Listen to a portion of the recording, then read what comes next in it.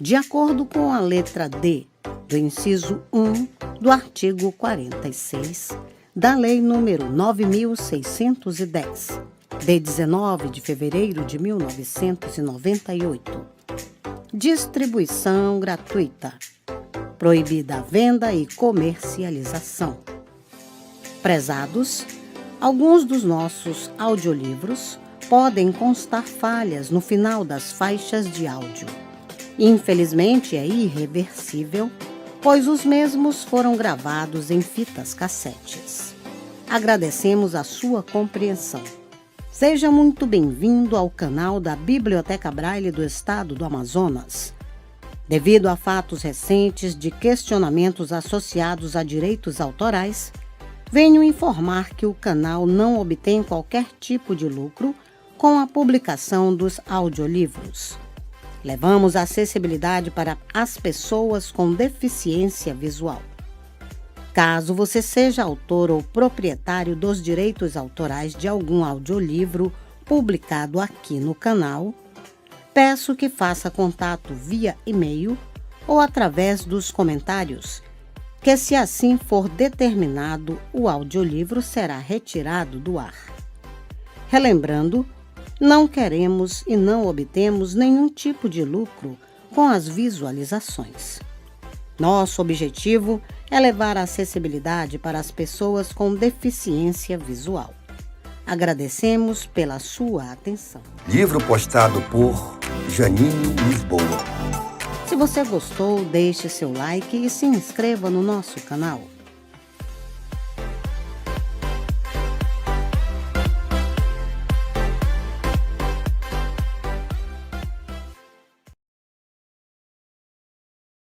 Para Gostar de Ler, volume 2, Crônicas. Fernando Sabino, Paulo Mendes Campos, Rubem Braga, Carlos Drummond de Andrade. Editora Ática. 10ª edição. Patrocínio TTI, Transpacific Transitária Internacional Limitada. Este livro foi gravado mediante autorização da editora nos estúdios da Fundação para o Livro do Cego no Brasil, lido por Drauzio de Oliveira em agosto de 1991. Cronologia da vida e obra de Fernando Sabino. 1923. Nasce a 12 de outubro em Belo Horizonte, Minas Gerais. 1930. Inicia curso primário no Grupo Escolar Afonso Pena. 1935. Inicia curso secundário no Ginásio Mineiro. 1936. Publica seu primeiro trabalho literário, um conto policial numa revista especializada da Polícia Mineira. 1938. Início de publicação regular de artigos, contos e crônicas na revista literária Mensagem e nas revistas Alterosa e Belo Horizonte. Concorre regularmente ao concurso permanente de crônicas radiofônicas e ao concurso de contos da revista carioca RJ, sendo premiado seguidamente. 1941. Publicação de seu primeiro livro, Os Grilos Não Cantam Mais, Contos. 1942. Início do curso superior na Faculdade de Direito de Belo Horizonte. Entra para o serviço público como funcionário da Secretaria das Finanças. Dá aulas de português no Instituto Padre Machado. 1943. Nomeado oficial de gabinete do secretário da Agricultura de Minas Gerais. 1944. Publica A Marca, novela. Muda-se para o Rio, sendo nomeado oficial do Registro de Interdições e Tutelas da Justiça do Distrito Federal. Transfere-se para a Faculdade Nacional de Direito. 1945. Participa do Congresso de Escritores em São Paulo. 1946. Forma-se em Direito pela Faculdade Nacional de Direito. Muda-se para Nova York, onde trabalha como auxiliar no Escritório Comercial do Brasil. 1947. Regressa de Nova York. É nomeado para o cargo de escrivão da Vara de Órfãos e Sucessões. 1950. Publica A Cidade Vazia. 1952. Publica A Vida Real, novelas. Inicia colaboração regular na Manchete. 1954. Publica Lugares Comuns, Dicionário de Lugares Comuns e Ideias Convencionais, edição Cadernos de Cultura do MEC. 1956. Publica O Encontro Marcado, romance. 1957. Exonerado a pedido do cargo de escrivão da Vara de Órfãos e Sucessões, inicia crônica diária no Jornal do Brasil. 1960. Viagem a Cuba como correspondente do Jornal do Brasil na comitiva de Jânio Quadros. Funda com Rubem Braga e Walter Acosta a editora do autor. Publica O Homem Nu, crônicas e histórias curtas. 1962. Publica A Mulher do Vizinho, crônicas e histórias curtas. 1963, nomeado redator da Agência Nacional. 1964, convidado para exercer as funções de adido cultural junto à Embaixada Brasileira em Londres. Correspondente em Londres do Jornal do Brasil. Crônica semanal no programa para o Brasil da BBC de Londres. 1965, publica A Companheira de Viagem, Crônicas e Contos. Representa o Brasil no Congresso do Pen Club em Bled, na Iugoslávia. 1966, regressa de Londres, deixa a editora do autor. 1967, funda com Rubem Braga a editora Sabiá, publica A Inglesa Deslumbrada. 1972, funda a BenTV Filmes Limitada para a produção de filmes documentários. Vende a editora Sabiá. 1973, inicia a produção e direção da série de documentários sobre escritores brasileiros, literatura nacional contemporânea. Reinicia sua colaboração regular no Jornal do Brasil, com crônicas e reportagens semanais e na Manchete. 1975, publica Gente 1 e 2, crônicas e reportagens. 1976, publica Deixa o Alfredo Falar, crônicas e histórias curtas. Viagem a Nova York, de onde escreve para a revista Ele e Ela. Deixa o Jornal do Brasil.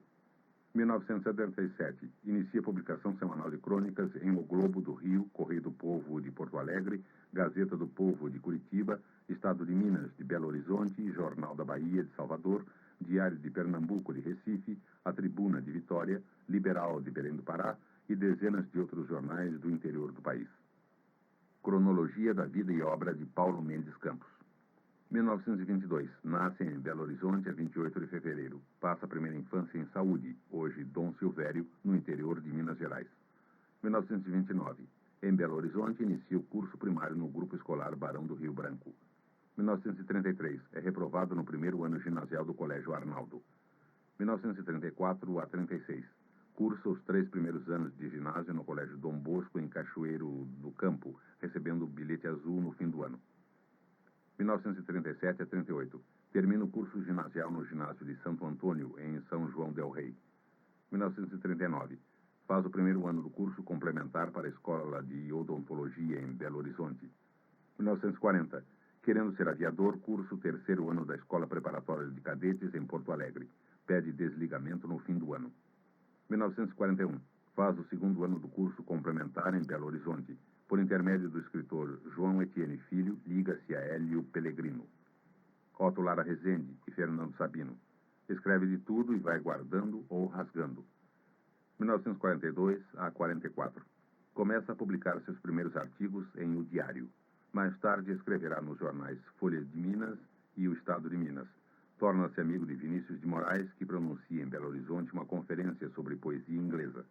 Além de seus companheiros de geração, está sempre em contato com os escritores Emílio Moura, Murilo Rubião, João Dornas Filho, Edgar Mata Machado.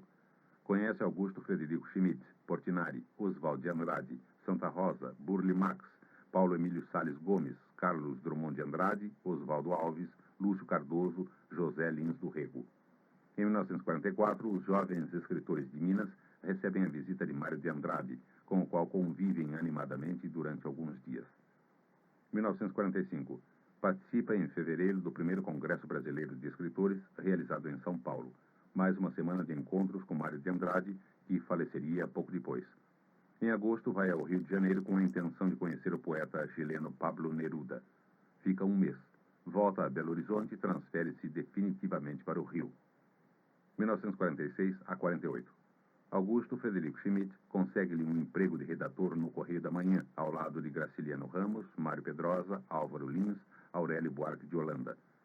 Carlos Drummond de Andrade consegue-lhe 2 bicos, um no Instituto Nacional do Livro e outro numa revista publicada pela Câmara do Comércio Chileno-Brasileira. Trabalha ainda para o Diário Carioca e escreve no suplemento literário de O Jornal. 1949. Passa vários meses em Paris, visita Londres, percorre a Itália. 1950 a 77. Casa-se, publica diversos livros, volta à Europa, conhece a Suécia, a União Soviética, a China, os Estados Unidos. Mora no Leblon, tem 2 filhos, uma casa de campo, sempre casado com Dona Joan. Cronologia da vida e obra de Rubem Braga. 1913. Nasce a 12 de janeiro em Cachoeiro do Itapemirim, Espírito Santo. 1922. Depois do colégio de Dona Palmira Vanderlei, no Centro Operário, cursa a partir do quarto primário o colégio Pedro Palácios. 1928. No meio do quinto ginasial, transfere-se para o Salesiano de Santa Rosa, Niterói. Colabora no Correio do Sul de Cachoeiro. 1929. Entra para a Faculdade de Direito do Rio. 1931. Transfere-se para a Faculdade de Belo Horizonte. Faz linha de tiro. 1932. Trabalha no Diário da Tarde. Em julho é mandado para a Frente da Mantiqueira, onde faz cobertura da Revolução Paulista para os diários associados. Termina o curso de Direito. 1934. Faz reportagens e crônica diária no Diário de São Paulo. 1935. Trabalha no Diário da Noite e o Jornal do Rio. Vai para o Recife trabalhar no Diário de Pernambuco, que deixa para fundar a Folha do Povo.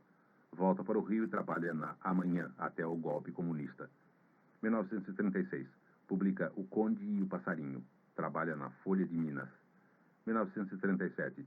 Um dos fundadores da revista Problemas, em São Paulo. 1938. Escreve no O Imparcial, do Rio. Um dos fundadores de Diretrizes. 1939. Trabalha no Correio do Povo e Folha da Tarde, em Porto Alegre. 1940. Trabalha em o estado de São Paulo, onde fica um ano. 1944. Publica O Morro do Isolamento. Vai para a Itália pelo Diário Carioca como correspondente de guerra. 1945. De volta, publica com a FEB na Itália. 1947. Alguns meses em Paris como correspondente de O Globo. 1948. Publica Um Pé de Milho e no ano seguinte O Homem Rouco. 1950. Passa o ano em Paris, correspondente do Correio da Manhã. 1952. Um dos fundadores de O Comício. 1953. Começa a escrever na Manchete o que fará durante anos. 1955. Chefe do Escritório Comercial do Brasil no Chile durante alguns meses. Publica A Borboleta Amarela. 1960. Publica Ai de Ti, Copacabana. Funda a editora do autor, juntamente com Fernando Sabino e Walter Acosta. 1961. Embaixador no Marrocos até 30 de agosto de 1963. 1967. Funda a editora Sapiá, juntamente com Fernando Sabino. Publica A Traição das Elegantes. 1968. Trabalha por vários anos no Diário de Notícias, depois em Última Hora. 1977. Publica 200 Crônicas Escolhidas. Trabalha na TV Globo. Cronologia da vida e obra de Carlos Drummond de Andrade. 1902. Nasce em Itabira, Minas Gerais, filho dos fazendeiros Carlos de Paula Andrade e Julieta Drummond de Andrade. 1910 a 13. Cursa o primário em sua cidade natal. 1916.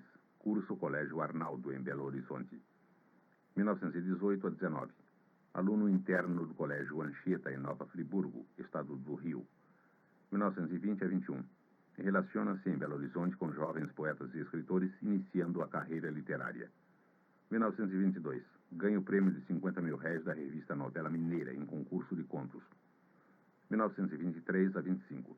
Faz o curso de farmácia, cuja profissão nunca exercerá. Casa-se no último ano e lança com Emílio Moura e Martins de Almeida a revista Órgão do Modernismo Mineiro. 1926. Inicia a carreira de jornalista profissional como redator do Diário de Minas. 1928. Inicia a carreira de funcionário público na Secretaria de Educação de Minas Gerais. 1934. Publica Brejo das Almas e muda-se para o Rio de Janeiro como chefe de gabinete do ministro da Educação Gustavo Capanema. 1940. Publica Sentimento do Mundo. 1942. Publica Poesias, seu primeiro livro em edição comercial. 1944. Publica Confissões de Minas, seu primeiro livro de prosa. 1945. Deixa a chefia de gabinete e passa a trabalhar na Diretoria do Patrimônio Histórico e Artístico Nacional. Publica A Rosa do Povo. 1946. Recebe o prêmio de conjunto de obra concedido pela Sociedade Felipe de Oliveira. 1948. Publica Poesia Até Agora. 1951. Publica Claro Enigma e Contos de Aprendiz. 1952. Publica Passeios na Ilha e Viola de Bolso. 1954. Publica Fazendeiros do Ar e inicia no Correio da Manhã uma série de crônicas sob o título geral de Imagens, que irá até 1969. 1957. Publica Fala Amendoeira. 1959. O tablado encena sua tradução de Dona Rosita la Solteira, peça de Garcia Lorca. Por esse trabalho ganha o prêmio Padre Ventura, do Círculo Independente de Críticos Teatrais. 1962, publica Lição de Coisas e A Bolsa e a Vida. Aposenta-se como funcionário público. 1963, recebe os prêmios Fernando Chinalha, da União Brasileira de Escritores, e Luísa Cláudio de Souza, do Pen Clube do Brasil. 1964, aparecimento de sua obra completa. 1966, publica Cadeira de Balanço. 1967, publica Verse-prosa e Uma Pedra no Meio do Caminho. 1968, publica Boitempo. 1969, passa a escrever crônicas no Jornal do Brasil. 1970, publica Caminhos de João Brandão. 1972, publica O Poder Ultra Jovem. 1973, publica As Impurezas do Branco e Menino Antigo. Em Paris, edita-se Réunion, seleção de seus poemas traduzidos para o francês. Antes, seleções de sua obra traduzidas apareceram na Argentina, Chile, Cuba, Estados Unidos, Espanha, Alemanha Ocidental, Suécia e Tchecoslováquia. 1974, publica De Notícias e Não Notícias, Face a Crônica. 1975, recebe o Prêmio Nacional Valmap. 1987, falece no Rio de Janeiro. Em Casa. Fuga, Fernando Sabino. O Médico e o Monstro, Paulo Mendes Campos. Quem sabe Deus está ouvindo, Rubem Braga. Horóscopo, Carlos Drummond de Andrade. Fuga. Mal o pai colocou o papel na máquina, o menino começou a empurrar uma cadeira pela sala, fazendo um barulho infernal. Para com esse barulho, meu filho, falou sem se voltar. Com 3 anos, já sabia reagir como homem ao impacto das grandes injustiças paternas. Não estava fazendo barulho, estava só empurrando uma cadeira. Pois então para de empurrar a cadeira. Eu vou embora, foi a resposta. Distraído, o pai não reparou que ele juntava a ação às palavras, no ato de juntar do chão suas coisinhas, enrolando-as num pedaço de pano. Era sua bagagem. Um caminhão de plástico com apenas 3 rodas, um resto de biscoito, uma chave. Onde diabo meteram a chave da despensa? A mãe mais tarde irá dizer. Metade de uma tesourinha enferrujada, sua única arma para a grande aventura. Um botão amarrado no barbante. A calma que baixou então na sala era vagamente inquietante. De repente o pai olhou ao redor e não viu o menino. Deu com a porta da rua aberta. Correu até o portão. Viu o menino saindo desta casa? Gritou para o operário que descansava diante da obra do outro lado da rua, sentado no meio-fio. Saiu agora mesmo com uma trouxinha, informou ele. Correu até a esquina e teve tempo de vê-lo ao longe, caminhando cabisbaixo ao longo do muro. A trouxa, arrastada no chão, ia deixando pelo caminho alguns de seus pertences. O botão, um pedaço de biscoito e saíra de casa prevenido. Uma moeda de 1 cruzeiro. Chamou-o, mas ele apertou o passinho. Abriu a correr em direção à avenida, como disposto a atirar-se diante do ônibus que surgia à distância. Meu filho, cuidado! O ônibus deu uma freada brusca, uma guinada para a esquerda. Os pneus cantaram no asfalto. O menino, assustado, arrepiou carreira. O pai precipitou-se e o arrebanhou com o braço como a um animalzinho. Que susto você me passou, meu filho! E apertava-o contra o peito, comovido. Deixa eu crescer, papai. Você está me machucando. Irresoluto, o pai pensava agora se não seria o caso de lhe dar umas palmadas. Machucado, é? Fazer uma coisa dessas com seu pai? Me larga, eu quero ir embora. Trouxe para casa e o largou novamente na sala, tendo antes o cuidado de fechar a porta da rua e retirar a chave, como ele fizera com a da despensa. Fique aí quietinho, está ouvindo? Papai está trabalhando. Fico, mas vou empurrar esta cadeira. E o barulho recomeçou. O Médico e o Monstro. Avental branco, pincenê vermelho, bigodes azuis, eilo, grave, aplicando sobre o peito descoberto de uma criancinha um estetoscópio e depois a injeção que a enfermeira lhe passa. O avental, na verdade, é uma camisa de homem adulto a bater-lhe pelos joelhos. Os bigodes foram pintados por sua irmã, a enfermeira. A criancinha é uma boneca de olhos cerúleos, mas já meio careca, que atende pelo nome de Rosinha. Os instrumentos para exame e cirurgia saem de uma caixinha de brinquedos. Ela, 6 anos e meio. O doutor tem 5. Enquanto trabalham, a enfermeira presta informações. Esta menina é boba mesmo. Não gosta de injeção, nem de vitamina, mas a irmãzinha dela adora. O médico segura o microscópio, focaliza-o dentro da boca de Rosinha, pede uma colher, manda a paciente dizer "ah". Rosinha diz "ah" pelos lábios da enfermeira. O médico apanha um pincenê que escorreu de seu nariz, rabisca uma receita enquanto a enfermeira continua. O senhor pode dar injeção que eu faço ela tomar de qualquer jeito, porque é claro que se ela não quiser, né, vai ficar muito magrinha, que até o vento carrega. O médico, no entanto, prefere enrolar uma gaze em torno do pescoço da boneca, diagnosticando. Mordida de leão. Mordida de leão? Pergunta desapontada a enfermeira, para logo aceitar este faz de conta dentro do outro faz de conta. Eu já disse tanto, meu Deus, para essa garota não ir na floresta brincar com um chapeuzinho vermelho. Novos clientes desfilam pela clínica. Uma baiana de acarajé, um urso muito refinado porque só gostava de neve, um cachorro atropelado por lotação, outras bonecas de vários tamanhos, um Papai Noel, uma bola de borracha e até mesmo o pai e a mãe do médico e da enfermeira.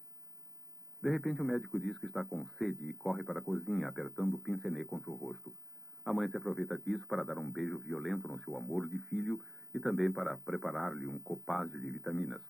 Tomate, cenoura, maçã, banana, limão, laranja e aveia. O famoso pediatra, com um esgar colérico, recusa a formidável droga. Tem de tomar, senão quem acaba no médico é você mesmo, doutor. Ele implora em vão por uma bebida mais inócua. O copo é levado com energia aos seus lábios. A beberragem é provada com uma careta. Em seguida, propõe um trato. Só se você depois me der um sorvete. A terrível mistura é sorvida com dificuldade e repugnância. Seus olhos se alteram nas órbitas. Um engasgo devolve o restinho. A operação durou 1/4 de hora. A mãe recolhe o copo vazio com a alegria da vitória e aplica no menino uma palmadinha carinhosa, revidada com a ameaça de um chute. Já estamos a essa altura, como não podia deixar de ser, presenciando a metamorfose do médico em monstro. Ao passar zunindo pela sala, o pincenê e o avental são atirados sobre o tapete com um gesto desabrido. Do antigo médico resta um lindo bigode azul. De máscara preta e espada, Mr. Hyde penetra no quarto, onde a doce enfermeira continua a brincar e desfaz com uma espadeirada todo o consultório. Microscópio, estetoscópio, remédios, seringa, termômetro, tesoura, gases, paradrapo, bonecas, tudo se derrama pelo chão. A enfermeira dá um grito de horror e começa a chorar nervosamente. O monstro, exultante, espeta-lhe a espada na barriga e brada: Eu sou o demônio do deserto. Ainda sob o efeito das vitaminas, preso na solidão escura do mal, desatento a qualquer autoridade materna ou paterna, com o diabo no corpo, o monstro vai espalhando o terror a seu redor. É a televisão ligada ao máximo, é o divã massacrado sob seus pés, é uma corneta indo tinir no ouvido da cozinheira, um vaso quebrado, uma cortina que se despenca, um grito, um uivo, um rugido animal, é o doce derramado, a torneira inundando o banheiro, a revista nova dilacerada. É, enfim, o flagelo à solta no 6º andar de um apartamento carioca. Subitamente o monstro se acalma.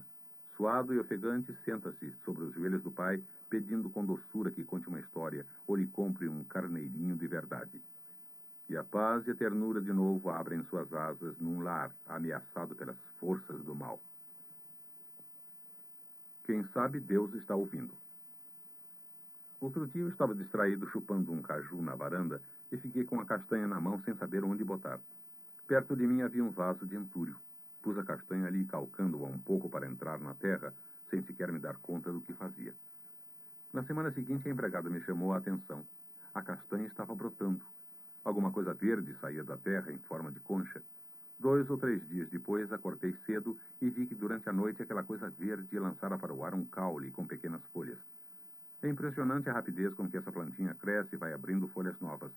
Notei que a empregada regava com especial carinho a planta e caçoei dela. Você vai criar um cajueiro aí? Embaraçada, ela confessou.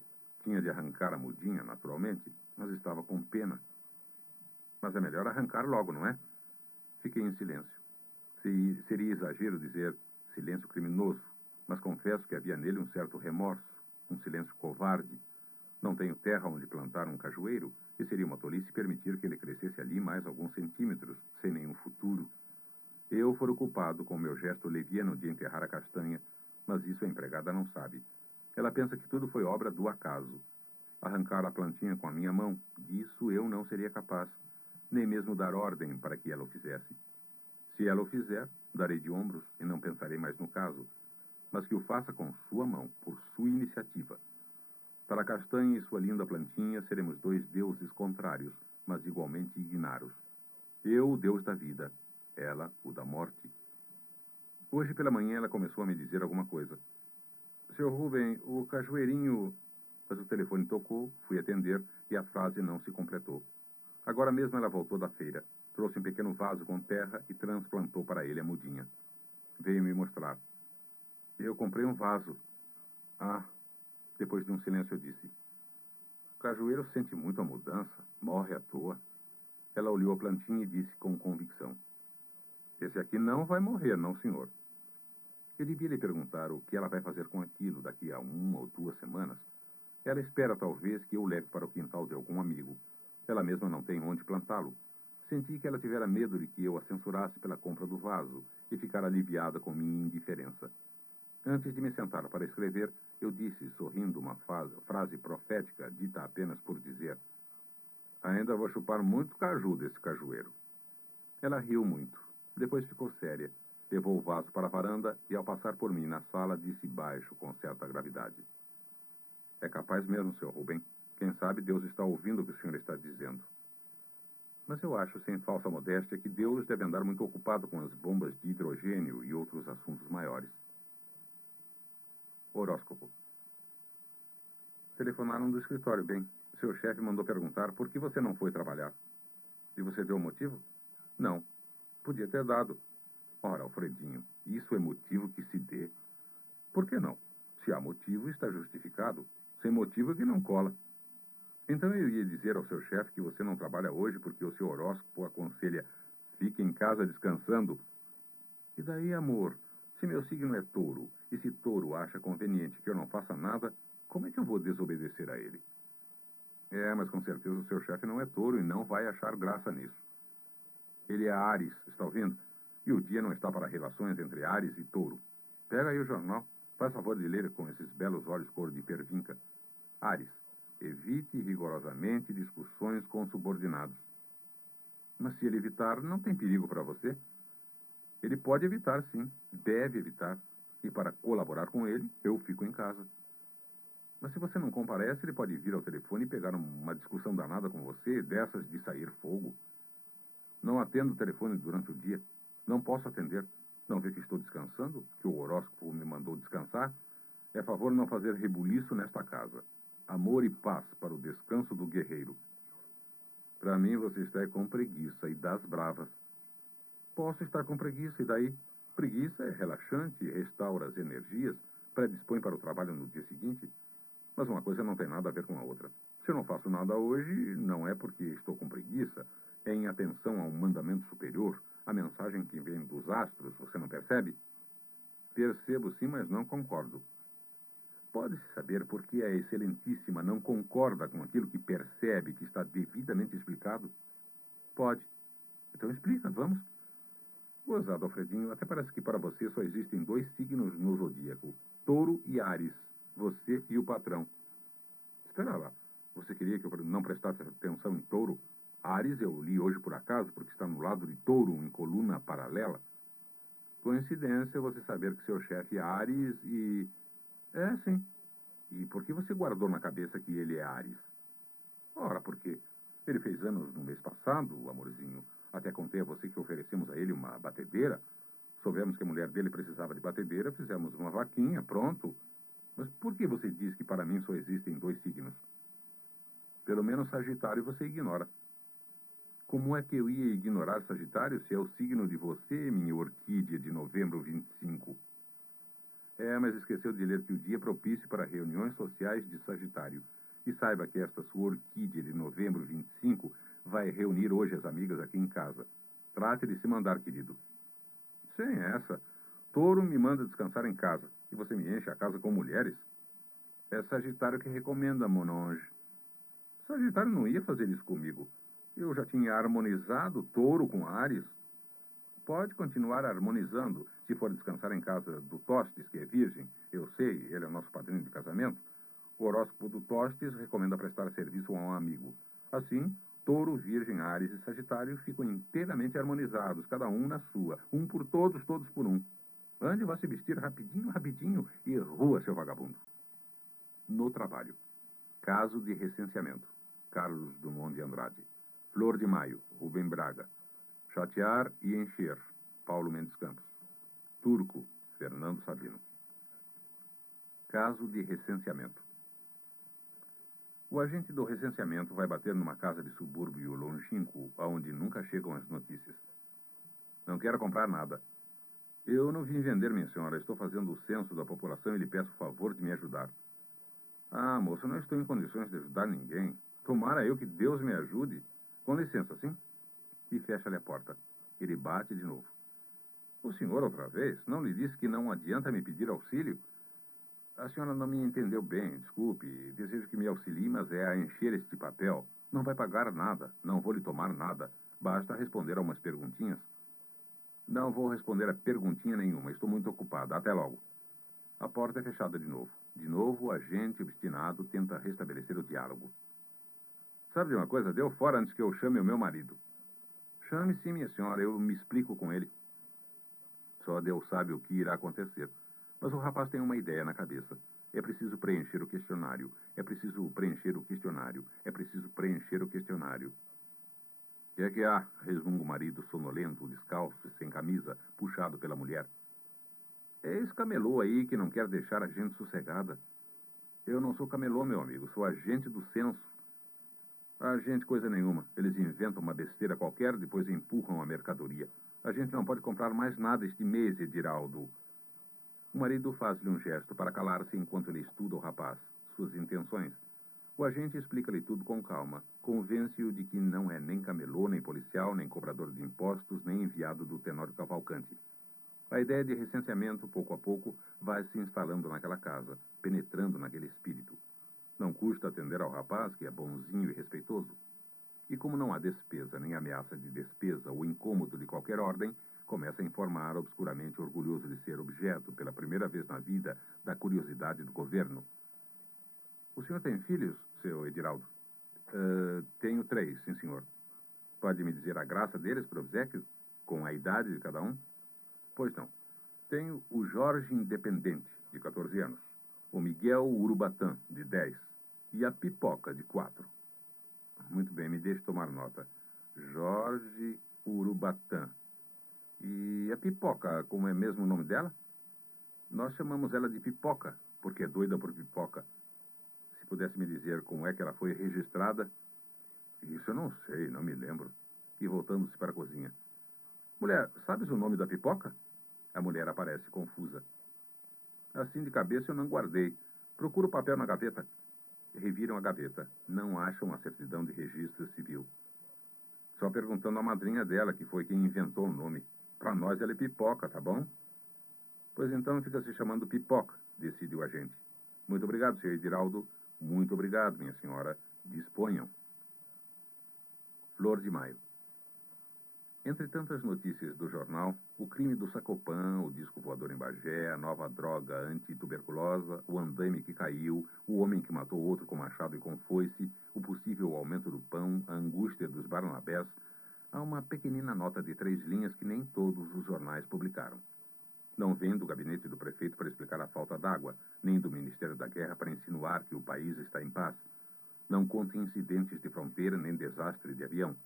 É assinada pelo senhor diretor do Jardim Botânico e nos informa gravemente que a partir do dia 27 vale a pena visitar o jardim, porque a planta chamada Flor de Maio está efetivamente em flor. Meu primeiro movimento ao ler este delicado convite foi deixar a mesa da redação e me dirigir ao Jardim Botânico, contemplar a flor e cumprimentar a administração do horto pelo feliz evento. Mas havia ainda muita coisa para ler e escrever, telefonemas a dar, providências a tomar. Agora já desce a noite e as plantas em flor devem ser vistas pela manhã ou à tarde, quando há sol, ou mesmo quando a chuva as despenca e elas soluçam no vento e choram gotas e flores no chão. Suspiro e digo comigo mesmo que amanhã acordarei cedo e irei. Digo, mas não acredito, ou pelo menos desconfio que esse impulso que tive ao ler a notícia ficará no que foi. Um impulso de fazer uma coisa boa e simples, que se perde no meio da pressa e da inquietação dos minutos que voam. Qualquer uma destas tardes é possível que me dê vontade real, imperiosa, de ir ao Jardim Botânico, mas então será tarde. Não haverá mais Flor de Maio, e então pensarei que é preciso esperar a vinda de outro outono, e no outro outono posso estar em outra cidade em que não haja outono em maio, e sem outono em maio, não sei se em alguma cidade haverá essa Flor de Maio. No fundo, a minha secreta esperança é de que estas linhas sejam lidas por alguém, uma pessoa melhor do que eu, alguma criatura correta e simples que tire desta crônica a sua única substância, a informação precisa e preciosa. Do dia 27 em diante, as flores de maio do Jardim Botânico estão gloriosamente em flor. E que utilize essa informação saindo de casa e indo diretamente ao Jardim Botânico ver a flor de maio, talvez com a mulher e as crianças, talvez com a namorada, talvez só. Ir só no fim da tarde ver a flor de maio. Aproveitar a única notícia boa de um dia inteiro de jornal. Fazer a coisa mais bela e emocionante de um dia inteiro da cidade imensa. Se entre nós, se houver essa criatura, e ela souber por minha notícia, e for, então eu vos direi que nem tudo está perdido, e que vale a pena viver entre tantos sacopãs de paixões desgraçadas e tantas cofapes de preços irritantes, que a humanidade possivelmente ainda poderá ser salva, e que às vezes ainda vale a pena escrever uma crônica. Chatear e encher. Um amigo meu me ensina a diferença entre chatear e encher. Chatear é assim: você telefona para um escritório qualquer na cidade. Alô? Quer me chamar, por favor, o Valdemar? Aqui não tem nenhum Valdemar. Daí a alguns minutos você liga de novo. O Valdemar, por obséquio. Cavalheiro, aqui não trabalha nenhum Valdemar. Mas não é do número tal? É, mas aqui nunca teve nenhum Valdemar. Mais 5 minutos, você liga o mesmo número. Por favor, o Valdemar já chegou? Vê se te manca, palhaço. Já não lhe disse que o diabo desse Valdemar nunca trabalhou aqui? Mas ele mesmo me disse que trabalhava aí? Não chateia. Daí a 10 minutos liga de novo. Escuta uma coisa, o Valdemar não deixou pelo menos um recado? O outro desta vez esquece a presença da datilógrafa e diz coisas impublicáveis. Até aqui é chatear. Para encher, espere passar mais 10 minutos. Faça nova ligação. Alô? Quem fala? Quem fala aqui é o Valdemar. Alguém telefonou para mim? Turco. Assim que chegou a Paris, foi cortar o cabelo, coisa que não tivera tempo de fazer ao sair do Rio. O barbeiro, como os de toda parte, procurou logo puxar conversa. Eu tenho aqui uma dúvida que o senhor podia me esclarecer. Pois não? Eu estava pensando, a Turquia tomou parte na última guerra? Parte ativa, propriamente não, mas de certa maneira esteve envolvida, como os outros países. Por quê?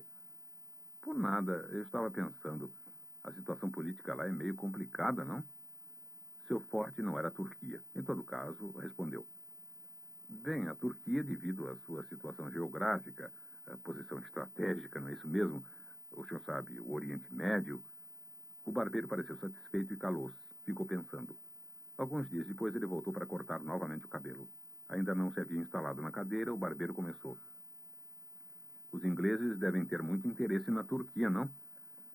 Que diabo esse sujeito vive com a Turquia na cabeça, pensou. Mas não custava ser amável. Além do mais, ia praticando o seu francês. Devem ser, mas tem interesse mesmo é no Egito, o canal de Suez. E o clima lá? Onde? No Egito? Na Turquia. Antes de voltar pela terceira vez, por via das dúvidas, procurou informar-se com um conterrâneo seu, diplomata em Paris, e que já servira na Turquia. Desta vez eu entupo o homem com Turquia, decidiu-se.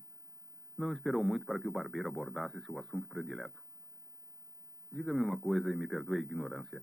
A capital da Turquia é Constantinopla ou Sófia? Nem Constantinopla, nem Sófia. É Ankara. E despejou no barbeiro tudo que aprendera com seu amigo sobre a Turquia. Nem assim o homem se deu por satisfeito, pois na vez seguinte foi começando por perguntar.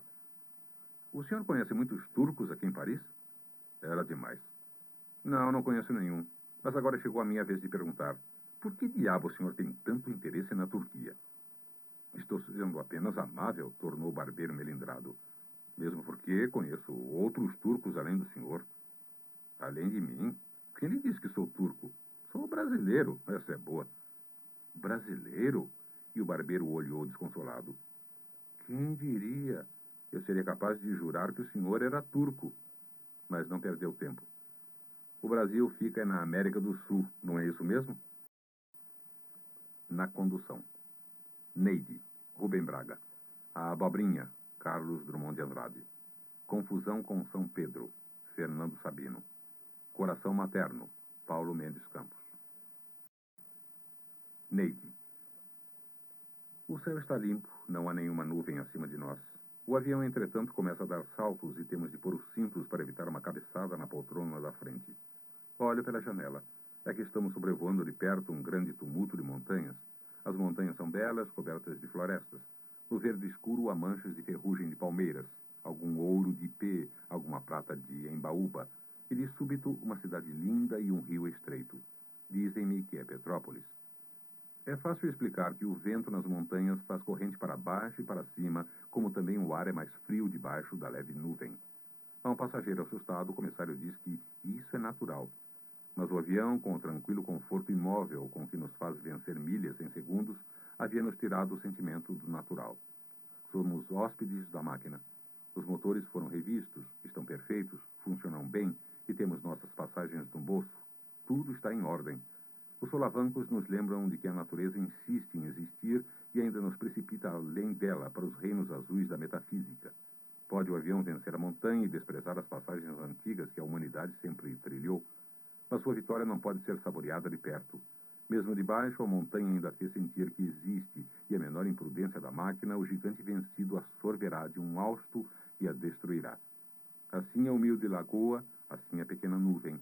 A tudo isso somos sensíveis dentro do nosso monstro de metal. A menina disse que era mentira, que não se via anjo nenhum nas nuvens. O homem, porém, explicou que sim e pediu que eu confirmasse. Eu disse: tem anjos, sim, mas tem muito pouco. Até agora, desde que saímos, eu só vi um, e assim mesmo de longe. Hoje em dia, é muito poucos anjos no céu que existem. Parece que eles se assustam com os aviões. Nessas nuvens maiores nunca se encontra nenhum. Você deve procurar nas nuvenzinhas pequenas que ficam separadas umas das outras. É nelas que os anjos gostam de brincar. Eles voam de uma para outra. A menina queria saber de que cor eram as asas dos anjos e de que tamanho eles eram. O homem explicou que os anjos tinham as asas da mesma cor daquele vestidinho da menina, e eram de seu tamanho. Ela começou a duvidar novamente, mas chamamos o comissário de bordo. Ele confirmou a existência dos anjos com a autoridade de seu ofício. Era impossível duvidar da palavra do comissário de bordo, que usa uniforme e voa todo dia de um lado e outro, e além disso, ele tinha um argumento impressionante. Então você não sabia que tem anjos no céu? E perguntou se ela tinha vontade de ser anjo. Não. O que é que você quer ser? A aeromoça. E começou a nos servir biscoitos. 2 passageiros que estavam cochilando acordaram assustados, porque ela apertou o botão que faz descer as costas das poltronas, mas depois riram e aceitaram os biscoitos. A Baía de Guanabara! Começamos a descer. E quando o avião tocava o solo, naquele instante de leve tensão nervosa, ela se libertou do cinto e gritou alegremente: agora tudo vai explodir! E disse que queria sair primeiro, porque estava com muita pressa, para ver as horas na torre do edifício ali perto, porque já sabia ver as horas. Não deviam ter lhe ensinado isso. Ela já sabe tanta coisa. As horas se juntam, fazem os dias, fazem os anos, e tudo vai passando. E os anjos depois não existem mais, nem no céu, nem na terra. Abobrinha. Quando a senhora foi descer do lotação, o motorista coçou a cabeça. 1000 cruzeiros? Como é que a senhora quer que eu troque 1000 cruzeiros? Desculpe, me esqueci completamente de trazer trocado. Não posso não, madame. Não leu o aviso? Olha ele ali, que o trocou máxima de 200 cruzeiros. Eu sei, mas o que eu hei de fazer agora? O senhor nunca esqueceu nada na vida? Quem sabe se procurando de novo na bolsa? Já procurei. Procura outra vez. Ela vasculhava, remexia, nada. Nenhum cavalheiro, como se dizia no tempo de meu pai, se moveu para salvar a situação, oferecendo troco ou se prontificando a pagar a passagem. Naquela hora não havia cavalheiros, pelo menos no lotação. Então o senhor me dá licença de saltar e ficar devendo? Espera aí, vou ver se posso trocar. Podia. Tirou do bolso de trás um bolo respeitável. Foi botando a cédula sobre o joelho meticulosamente. Tá aqui o seu troco. De outra vez a madame já sabe, hein? Ela desceu. O carro já havia começado a chispar, como é destino dos lotações, quando de repente o motorista freou e botou as mãos à cabeça. A abobrinha! Ela ficou com a abobrinha? Voltando-se para os passageiros. Os senhores acreditam que, em vez de guardar a nota de 1000, eu de burro devolvi com o troco? Botou a cabeça fora do carro à procura da senhora que atravessava a rua lá atrás. Dona! Ó dona! A nota de 1000 cruzeiros! Ela não escutava. Ele fazia sinais, pedia aos transeuntes que a chamassem. O trânsito entupigaitava-se, buzinas soavam. Toca! Toca! Os passageiros não pareciam interessados no prejuízo, como antes não se condoeram do vexame da senhora. Como é que eu posso tocar se perdi 1.000 cruzeiros, gente? Quem vai me pagar esses 1.000 cruzeiros? Encostou o veículo e, num gesto solene, vou buscar meu Cabral. A partir deste momento, confio este carro com todos os seus pertences à distinção dos senhores passageiros. Deixa que eu vou, disse um deles, garoto, e precipitou-se para fora antes do motorista. Será que esse tiquinho de gente consegue? Via-se o garoto correndo para alcançar a senhora, tocando-a pelo braço, os dois confabulando. Ela abria de novo a bolsa, tirava objetos, o pequeno ajudava. Enquanto isso, o motorista carpia. Esta linha de morte. Primeiro querem que a gente troque um conto de réis, como se o papai fosse o Tesouro Nacional ou o Banco do Brasil. Depois carregam o troco e o dinheiro trocado que nem juro. Essa não. E esse garoto que não acaba com a conversa mole, sei lá, até se ele volta. Os passageiros impacientavam-se com a demora da expedição. O guarda veio estranhar o estacionamento e recebeu a explicação de força maior. Quem é que me paga meus 1.000 cruzeiros? O serviço de trânsito? Voltou o garoto sem a nota. A senhora tinha apenas 987 cruzeiros. Ele vira e jurava por ela. Toca! Toca! Estão vendo? Um prejuízo desses antes do almoço é de tirar a fome e a vontade de comer. Disse isso em tom frio, sem revolta, como simples remate. E tocou. Perto do colégio, o garoto desceu, repetindo encabulado. Pode acreditar, ela não tinha mesmo dinheiro, não. O motorista respondeu-lhe baixinho. Eu sei. Já vi que está ali debaixo da caixa de fósforos. Mas se eu disser isso, esse povo me mata. Confusão com São Pedro. Você vai neste avião, eu vou no próximo, decidiu ela de súbito no último instante, quando o alto-falante já convocava os passageiros. Quero apresentar suas despedidas e boa viagem. Ele deu um suspiro desalentado. Já foi um custo convencer a mulher de viajarem de avião. Ela dizia que tinha medo, porque não vamos de trem, e passar a noite toda naquela conversa. Olha, meu bem, tenho um pressentimento ruim. Quando já estavam praticamente embarcados, vinha com novidade. Que bobagem é essa? Eu vou no outro, insistiu ela, aflita. Tem outro avião daqui a meia hora. Mas por que isso assim de repente? Ela o olhava nos olhos como se despedisse dele para sempre. Não podemos correr tanto risco juntos, meu bem. Seja razoável. Temos nossos filhos. Imagine se acontece alguma coisa. Não vai acontecer nada, mulher. Eu sei que não tem perigo, que é o transporte mais seguro do mundo e as estatísticas e essa coisa toda. Você já me explicou. Mas pense um pouco nos nossos filhos, pelo amor de Deus. Eu indo num e você no outro, sempre é uma chance de pelo menos um de nós dois escapar. Olha, eles já estão chamando de novo. Vamos embora, mulher. Ela fincara a pé, irredutível. Sem mais tempo para argumentar, ele acabou cedendo. Está bem, seja como você quiser. Mas então vai nesse, eu vou no outro. Se eu deixar você aqui, você acaba não indo. Despediu-se dela, aborrecido, e foi tratar da transferência de sua passagem.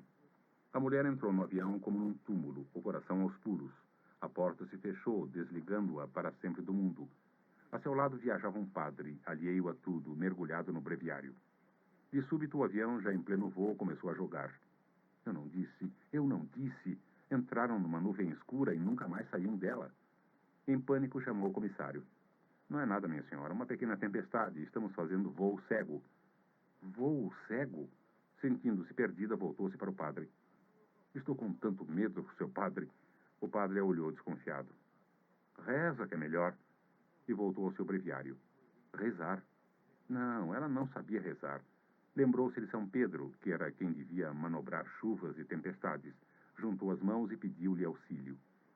São Pedro, piedade de mim. Tenho meus filhos para criar. Fui criada sem mãe. O senhor não imagina a falta que uma mãe faz. Todos na minha família ficaram assim, feito eu, só porque não tiveram mãe. Que será dos meus filhos sem mãe, São Pedro? Mãe faz muito mais falta que pai. Por favor, me protege. Se for preciso, transfere essa tempestade para o avião dele, mas me salva desta, que noutra eu nunca mais hei de me meter. A falta de mãe não lhe abalara o prestígio junto a São Pedro. Tanto assim que em pouco o avião deixava para trás a tempestade e saía para um céu azul, e logo descia no aeroporto sem mais novidades. Estava salva.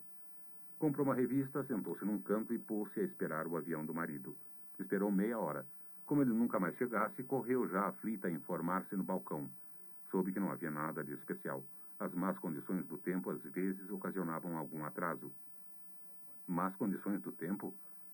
Não tinha dúvida. Era a tempestade que mandara para ele. Ruída de remorsos, juntou as mãos ali mesmo, em frente ao funcionário assombrado. São Pedro, essa não. Não faça isso comigo. Era mentira. O senhor não vai me levar a sério. O pai faz muito mais falta que a mãe. Quem é que foi meter essa bobagem dessa na minha cabeça? Ele trabalha para sustentar a família e eu não faço nada que preste. E logo ele, tão bom que ele é, tão carinhoso. Por favor, São Pedro, não faça isso com ele. Joga essa tempestade para cima de outro que não tenha filhos. Para cima dele, não. Em pouco, São Pedro voltava a atendê-la, fazendo o marido desembarcar no aeroporto, são e salvo. Que cara é essa? Você está parecendo um fantasma? Aconteceu alguma coisa? Ela se abraçou a ele, ansiosa. Você está bem? Você me perdoa? Que novidade você vai inventar agora? Perdoar o quê, mulher? Tudo por minha culpa, choramingou ela. Mas graças a Deus você está salvo. Fiz uma confusão enorme com São Pedro, você nem imagina. Da próxima vez, quer saber de uma coisa? Vou com você. Morreremos juntos. Nossos filhos que se danem. Ele a olhou, francamente apreensivo. Acho que essa minha mulher está ficando maluca, pensou. Coração materno. 2 horas da tarde. Ali no início do Morro da Viúva fizeram sinal. 2 senhoras, ambas de cabelos brancos, preparavam-se para entrar na lotação quando o motorista gritou: "Um lugar só." A velhinha mais velha, já com o pé colocado no carro com imensa dificuldade, conseguiu retirar a perna comprometida com dificuldade ainda maior sob os protestos persuasivos da velha mais moça, que dizia: "Vai, mamãe, vai a senhora, eu vou em outro." A mãe, se desmanchando em timidez, medo e bondade, sorria. "Não, minha filha, eu não posso te deixar aqui sozinha." "Vai, mamãe." "Não, minha filha." "Pelo amor de Deus, mãe, o homem está esperando." "Mas, minha filha." Os passageiros aguardavam com a tolerante paciência de quem teve ou tem ou já teve mãe. O motorista fez força e o conseguiu, parabéns, para refrear a sua fúria de averno. "Vai, mãezinha, aqui neste ponto é difícil arranjar 2 lugares." "Não posso te deixar sozinha, minha filha. Nunca." Diante do impasse, levantou-se resoluto um senhor sentado no banco da frente, oferecendo-se para ir em pé. As 2 senhoras iriam sentadas. "Ah, mas isso não," apartiu o motorista. "Era contra o regulamento. Dava multa." O amável passageiro descompôs o regulamento de tráfego e os demais regulamentos. Eram desumanos. Ao pé da calçada, o torneio sentimental de mãe e filha continuava. "Vai, vai, mãe." "Não posso ir sem você, minha filha." Quem viu a necessidade eventual de perder docemente a paciência foi a filha. Usando de energia adequada ao momento, segurou o braço da velhinha, mas velhinha mesmo, frágil, frágil. Empurrou-a com o mínimo de força necessária, proferiu uma ordem imperiosa. "Vai, mãe."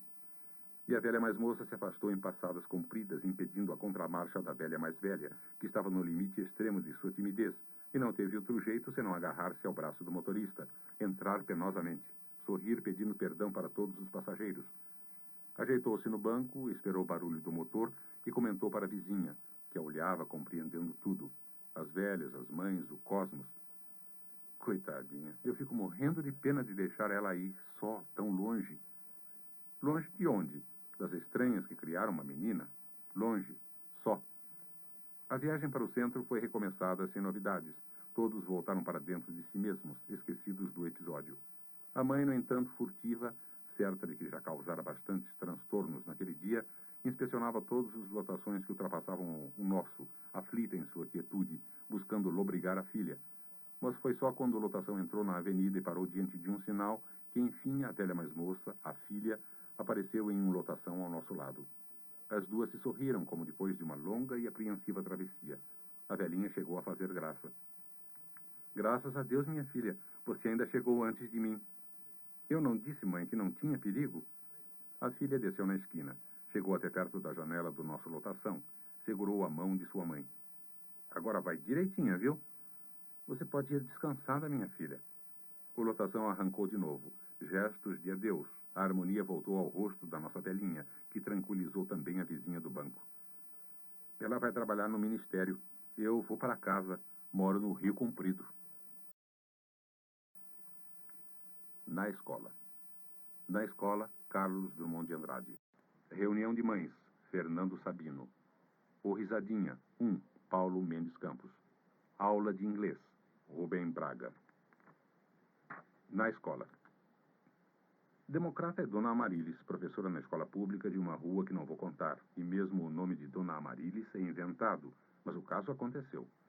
Ela se virou para os alunos no começo da aula e falou assim: hoje eu preciso que vocês resolvam uma coisa muito importante. Pode ser?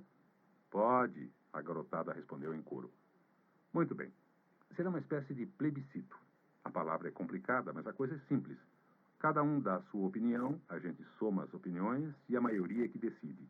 Na hora de dar opinião, não falem todos de uma vez só, porque senão vai ser muito difícil eu saber o que é que cada um pensa. Está bem? Está, respondeu o coro, interessadíssimo. Ótimo. Então vamos ao assunto. Surgiu um movimento para as professoras poderem usar calça comprida nas escolas. O governo disse que deixa, a diretora também, mas no meu caso eu não quero decidir por mim. O que se faz na sala de aula deve ser de acordo com os alunos, para todos ficarem satisfeitos e um não dizer que não gostou. Assim não tem problema. Bem, vou começar pelo Renato Carlos. Renato Carlos, você acha que sua professora deve ou não deve usar calça comprida na escola? Acho que não deve, respondeu baixando os olhos. Por quê? Porque é melhor não usar. E por que é melhor não usar? Porque mini saia é muito mais bacana. Perfeito. Um voto contra. Marilena, me faz um favor, anote aí no seu caderno os votos contra. E você, Leonardo, por obséquio, anote os votos a favor, se houver. Agora quem vai responder é Inesita. Claro que deve, professora. Lá fora a senhora usa, por que vai deixar de usar aqui dentro? Mas aqui dentro é outro lugar. É a mesma coisa. A senhora tem uma roxo cardeal que eu vi outro dia na rua. Aquela é bárbara. Um a favor. E você, Aparecida? Posso ser sincera, professora? Pode não, deve. Se fosse a senhora, eu não usava. Por quê? O quadril, sabe, fica meio saliente. Obrigada, Aparecida. Você anotou, Marilena? Agora você, Edmundo. Eu acho que a Aparecida não tem razão, professora. A senhora deve ficar muito bacana de calça comprida. O seu quadril é certinho. Meu quadril não está em votação, Edmundo. A calça, sim. Você é contra ou a favor da calça? A favor, 100%. Você, Peter? Para mim, tanto faz. Não tem preferência? Sei lá, negócio de mulher eu não me meto, professora. Uma abstenção. Mônica, você fica encarregada de tomar nota dos votos iguais ao de Peter. Nem contra, nem a favor. Antes, pelo contrário. Assim, ou todos votando como se escolhessem o presidente da República, tarefa que talvez, quem sabe, no futuro sejam chamados a desempenhar, com a maior circunspecção, a vez de Reinalda. Ah, cada um na sua. Na sua como? Eu na minha, a senhora na sua, cada um na dele, entende? Explique melhor. Negócio é o seguinte, se a senhora quer vir de pantalona, venha. Eu quero vir de midi, de maxi, de short, venho. Uniforme é papo furado. Você foi além da pergunta, Reinalda. Então, é a favor? Evidente, cada um curtindo à vontade. Legal, exclamou Jorgito. O uniforme está superado, professora. A senhora vem de calça comprida e a gente aparecemos de qualquer jeito. Não pode, refutou Gilberto. Vira bagunça. Lá em casa ninguém anda de pijama ou de camisa aberta na sala. A gente tem de respeitar o uniforme. Respeita, não respeita, a discussão esquentou. Dona Marilis pedia ordem, ordem. Assim não é possível. Mas os grupos se haviam extremado, falavam todos ao mesmo tempo, ninguém se fazia ouvir. Pelo que, com 4 votos a favor de calça comprida, 2 contra e 1 tanto faz, e antes que fosse decretada por maioria absoluta a abolição do uniforme escolar, a professora achou prudente declarar encerrado o plebiscito e passou a lição de História do Brasil. Reunião de mães. Na reunião de pais, só havia mães. Eu me sentiria constrangido em meio a tanta mulher, por mais simpáticas me parecessem, e acabaria nem entrando se não pudesse logo distinguir, espalhadas no auditório, 2 ou 3 presenças masculinas que partilhariam de meu ressabiado zelo paterno. Sentei-me numa das últimas filas para não causar espécie à seleta assembleia de progenitoras. Uma delas fazia tricô e várias conversavam, já confraternizadas de outras reuniões. O padre diretor tomou assento à mesa, cercado de professoras, e deu início à sessão. Eu viera buscar Pedro Domingos para levá-lo ao médico, mas desta vez cabia-me também participar antes da reunião. Afinal de contas, andava mesmo precisando de verificar pessoalmente a quantas o menino andava. O padre diretor fazia considerações gerais sobre o uniforme de gala a ser adotado. A gravatinha é azul? Perguntou uma das mães. Meia 3/4? Perguntou outra. E o emblema no bolsinho? Perguntou uma terceira. Outra ainda à minha frente quis saber se tinha pesponto, mas sua pergunta não chegou a ser ouvida. Invejei-lhes a desenvoltura. Tive vontade de perguntar também alguma coisa para tornar mais efetivo meu interesse de pai, mas temi aquelas mães todas voltando a cabeça, curiosas e surpreendidas ante uma destoante voz de homem, meio gaguejante talvez de insegurança. Poderia também não ser ouvido, e se isso me acontecesse, eu sumiria na cadeira. Além do mais, não me ocorria nada de mais prático para perguntar, senão o que vinha a ser pesponto. Acabei concluindo que tanta perguntação quebrava um pouco a solene compostura que devíamos manter como responsáveis pelo destino de nossos filhos, e dispensei-me de intervir, passando a ouvir a explanação do padre diretor. Chegamos agora ao ponto que interessa, o 5º ano. Depois de cuidadosa seleção, foi dividido em 3 turmas. A turma 14, dos mais adiantados, a turma 13, dos regulares, e a turma 12, dos atrasados, relapsos, irrequietos, indisciplinados. Os da 13 já não são lá essas coisas, mas os da 12 posso assegurar que dificilmente irão para a frente, não querem nada com estudo. Fiquei atento. Em qual delas estaria o menino? Pensei que o diretor ia ler a lista de cada turma. O meu, certamente, na 14. Não leu, talvez por consideração para com as mães que tinham filhos na 12. Várias que já sabiam disso puseram-se a falar ao mesmo tempo. Não era culpa delas. Levavam muito dever para casa, não se habituavam com o semi-internato. Uma, a do tricô, se não me engano, chegou mesmo a se queixar do ensino dirigido que, a seu ver, não estava dando resultado. Outra disse que tinha 3 filhos, faziam provas no mesmo dia. Como prepará-los de uma só vez? O padre diretor sacudiu a cabeça, sorrindo com simpatia. Não posso nem ao menos lastimar que a senhora tenha tanto filho, e voltou a falar nos relapsos, um caso muito sério. Não vai esse padre dizer que meu filho está entre eles, pensei. Irrequieto, indisciplinado. Ah, mas ele havia de se ver comigo. Entre os piores. E por que não? Quietinho, muito bem mandado, filhinho do papai, Maria vai com as outras. Ele não era mesmo, não. Desafiei o auditório acendendo um cigarro. Ninguém tinha nada com isso. Criança ainda, na idade mesmo de brincar e não levar as coisas tão a sério. O curioso é que não me parecesse assim tão vadio. Jogava futebol na rua, assistia à televisão, brincava de bandido, mas na hora de estudar o rapazinho estudava, então eu não via. Quem sabe se procurasse ajudá-lo, dar uma mãozinha. Mas essas coisas que ele andava estudando eu já não sabia de cor, tinha de aprender tudo de novo. Outro dia, por exemplo, me embatucou perguntando se eu sabia como se chamam os que nascem na Nova Guiné. Ninguém sabe isso, meu filho, respondi gravemente. Ah, não sabe? Pois ele sabia. Guinéu. Não acreditei. Fui olhar no dicionário para ver se era mesmo. Era. Talvez estivesse na turma 13, bem que sabia lá uma coisa ou outra, o danadinho. Agora o diretor falava na comida que serviam ao almoço. Da melhor qualidade, mas havia um problema. Os meninos se recusavam a comer verdura. Ele fazia questão que comessem para manter dieta adequada. No entanto, algumas mães não colaboravam. Mandavam bilhetinhos pedindo que não dessem verdura aos filhos.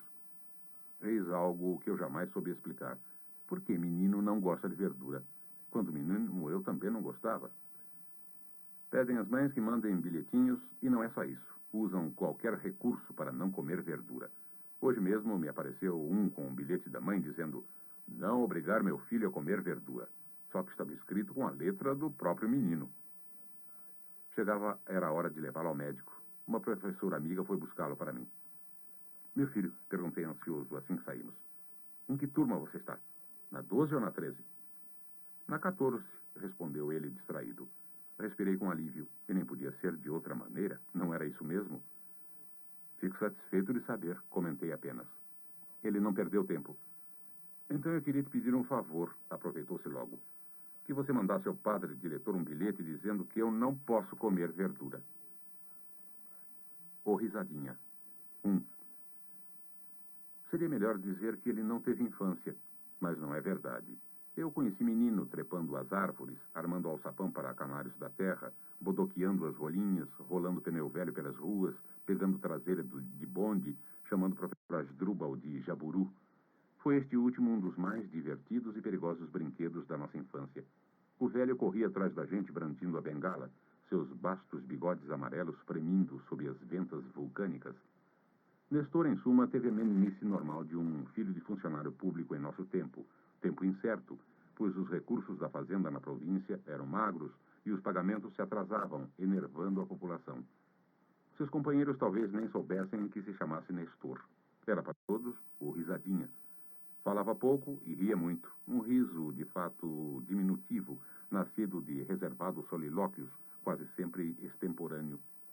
Certa feita, na aula de francês, quando entoávamos em coro o presente do subjuntivo do verbo s'en aller, Risadinha pespegou uma bólide de papel bem na ponta do nariz do professor, que era muito branco, pedante a capricho e tinha o nome de Demóstenes. O rosto do mestre passou do pálido ao rubro das suas tremendas cóleras. Um dos seus prazeres, sendo-lhe vetado por lei castigar-nos com o bastão, era desfiar em cima do culpado uma série de insultos preciosos, que ele ia escandindo um por um, sem pressa e com ódio. Levante-se, seu Nestor.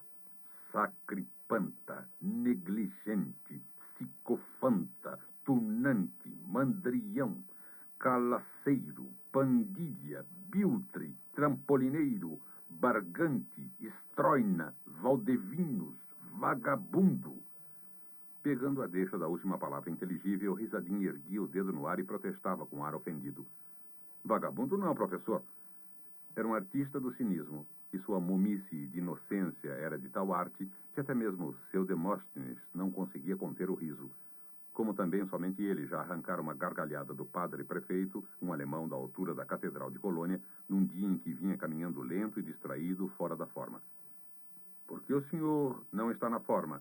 Perguntou-lhe rosnando o padre, como se estivesse de promotor da Inquisição diante de um herege horripilante. É porque estou com meu pezinho machucado, respondeu com doçura o Risadinha. E por que senhor não está mancando? Risadinha olhou com espanto para seus próprios pés, começando a mancar vistosamente. Desculpe, seu padre, é porque eu tinha esquecido. Aula de inglês. Is this an elephant? Minha tendência imediata foi responder que não, mas a gente não deve se deixar levar pelo primeiro impulso. Um rápido olhar que lancei à professora bastou para ver que ela falava com seriedade e tinha o ar de quem propõe um grave problema. Em vista disso, examinei com a maior atenção o objeto que ela me apresentava. Não tinha nenhuma tromba visível, de onde uma pessoa leviana poderia concluir às pressas que não se tratava de um elefante. Mas, se tirarmos a tromba a um elefante, nem por isso deixa ele de ser um elefante. E mesmo que morra em consequência da brutal operação, continua a ser um elefante. Continua, pois um elefante morto é, em princípio, tão elefante como qualquer outro. Refletindo nisso, lembrei-me de averiguar se aquilo tinha 4 patas, 4 grossas patas, como costumam ter os elefantes. Não tinha. Tampouco consegui descobrir o pequeno rabo que caracteriza o grande animal e que, às vezes, como já notei em um circo, ele costuma abanar com uma graça infantil. Terminadas as minhas observações, voltei-me para a professora e disse convictamente: No, it's not. Ela soltou um pequeno suspiro, satisfeita. A demora de minha resposta a havia deixado apreensiva. Imediatamente me perguntou: Is it a book? Sorri da pergunta. Tenho vivido uma parte de minha vida no meio de livros, conheço livros, lido com livros, sou capaz de distinguir um livro à primeira vista no meio de quaisquer outros objetos, sejam eles garrafas, tijolos ou cerejas maduras, sejam quais forem. Aquilo não era um livro, e mesmo supondo que houvesse livros encadernados em bolsa, aquilo não seria um deles. Não parecia de modo algum um livro. Minha resposta demorou no máximo 2 segundos. No, it's not. Tive o prazer de vê-la novamente satisfeita, mas só por alguns segundos. Aquela mulher era um desses espíritos insaciáveis que estão sempre a se propor questões e se debruçam com uma curiosidade aflita sobre a natureza das coisas. Is it a handkerchief? Fiquei muito perturbado com essa pergunta. Para dizer a verdade, não sabia o que poderia ser um handkerchief. Talvez fosse hipoteca. Não, hipoteca não. Por que haveria de ser hipoteca? Handkerchief era uma palavra sem a menor sombra de dúvida antipática. Talvez fosse chefe de serviço, ou relógio de pulso, ou ainda, e muito provavelmente, enxaqueca. Fosse como fosse, respondi impávido. No, it's not. Minhas palavras soaram alto com certa violência, pois me repugnava admitir que aquilo ou qualquer outra coisa nos meus arredores pudesse ser um handkerchief. Ela então voltou a fazer uma pergunta. Dessa vez, porém, a pergunta foi precedida de um certo olhar em que havia uma luz de malícia, uma espécie de insinuação, um longínquo toque de desafio. Sua voz era mais lenta que das outras vezes.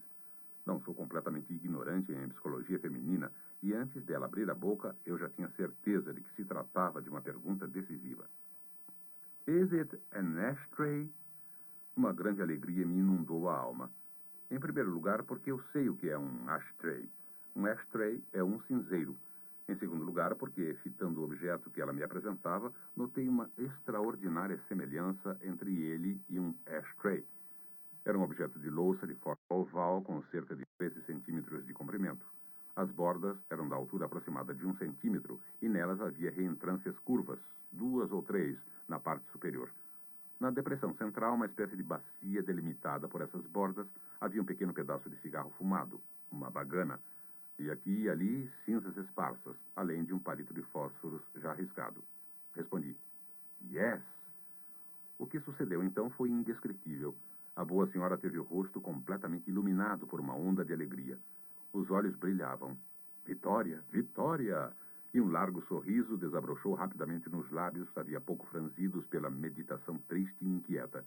Ergueu-se um pouco da cadeira e não se pôde impedir de estender o braço e me bater no ombro, ao mesmo tempo que exclamava, muito excitada: Very well, very well! Sou um homem de natural tímido, e ainda mais no lidar com mulheres. A efusão com que ela festejava a minha vitória me perturbou. Tive um susto, senti vergonha e muito orgulho. Retirei-me imensamente satisfeito daquela primeira aula. Andei na rua com passo firme e, ao ver na vitrine de uma loja alguns belos cachimbos ingleses, tive mesmo a tentação de comprar um. Certamente teria entabulado uma longa conversação com o embaixador britânico se o encontrasse naquele momento. Eu tiraria o cachimbo da boca e lhe diria: It's not an ashtray. E ele, na certa, ficaria muito satisfeito por ver que eu sabia falar inglês, pois deve ser muito agradável a um embaixador ver que sua língua natal começa a ser versada pelas pessoas de boa fé do país junto a cujo governo é acreditado. Na rua. Ousadia, Fernando Sabino. Mendigo, Paulo Mendes Campos. Diploma, Carlos Drummond de Andrade. A outra noite, Rubem Braga.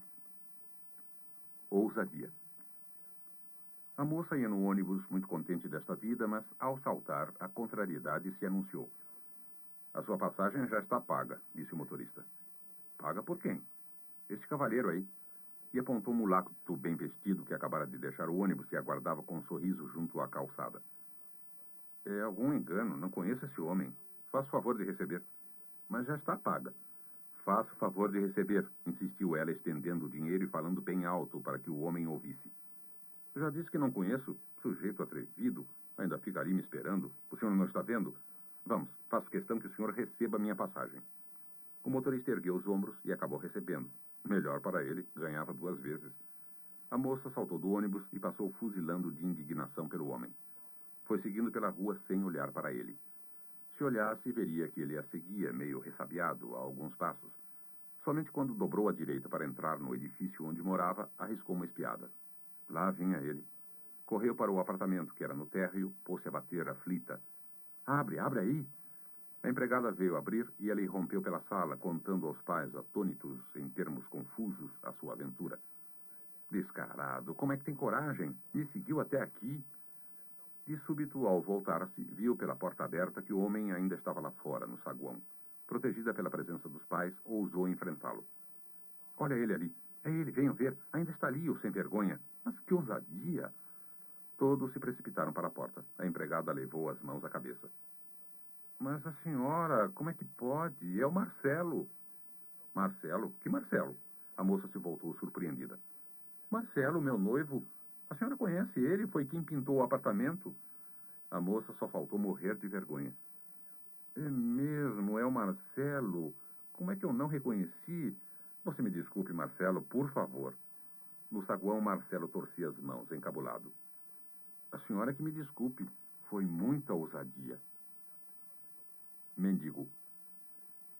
Eu estava diante de uma banca de jornais na avenida quando a mão do mendigo se estendeu. Dei-lhe uma nota tão suja e tão amassada quanto ele. Guardou-a no bolso, agradeceu com um seco obrigado e começou a ler as manchetes dos vespertinos. Depois me disse: Não acredito um pingo em jornalistas. São muito mentirosos. Mas está certo, mentem para ganhar a vida. O importante é o homem ganhar a vida. O resto é besteira. Calou-se e continuou a ler notícias eleitorais. O Brasil não teve ainda um governo que prestasse, nem rei, nem presidente. Tudo uma cambada só. Reconheceu algumas qualidades nessa ou naquela figura, aliás, com invulgar pertinência para o mendigo. Mas isso, a meu ver, não queria dizer nada. Não é o fundo da coisa. O caso é que o homem não presta.